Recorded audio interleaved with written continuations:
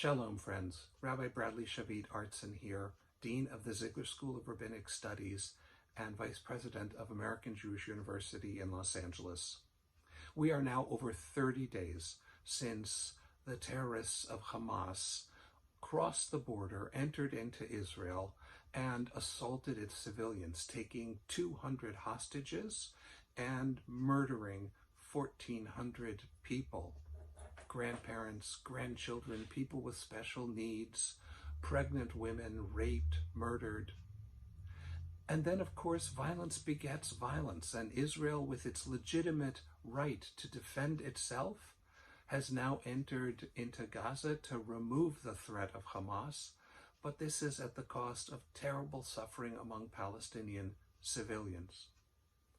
So, is there a lesson we can learn to guide us through these brutal times? I'd like to turn to Parshat Toldot, to this week's Torah portion, where the patriarch Isaac, in the land of Israel, is trying to settle his people. And so he gathers in a place, he digs a well, and the Philistines, a group originally from Greece, but Philistine is where the word Palestine comes from, the Philistines are harassing him, trying to force him out of the land. And so he digs a well, and they bury it over and obliterate his community, forcing him to have to move on. He names that well Esek, contention. He then moves to another location, builds a second well. They obliterate that also. That is Sitna, which also means harassment. And then finally, he comes to a place that is Rehovot, broad, wide, supple. And he says, God has moved us to a place that is big enough for us. I'd like to learn from our patriarch Isaac. We have to be resolute. Notice he doesn't leave the land and he doesn't stop building the wells and asserting his right to live there. And we must do the same. But what he also does is not allow his heart to become brittle and fragile and harsh.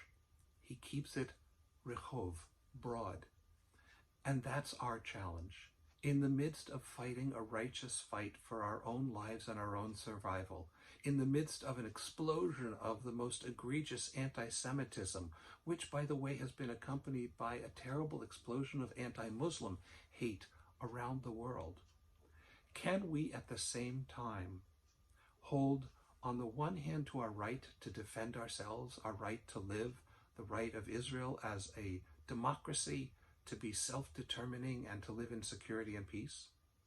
And at the same time, can we broaden our hearts to see our Palestinian brothers and sisters as the human beings that they are? And their suffering is also real and also tragic. We must do what we need to do to end the dictatorship of Hamas that so brutalizes both Israel and Palestinians. And we also must look to the day after with hearts that are supple, broad, and open, big enough to affirm the humanity of everybody.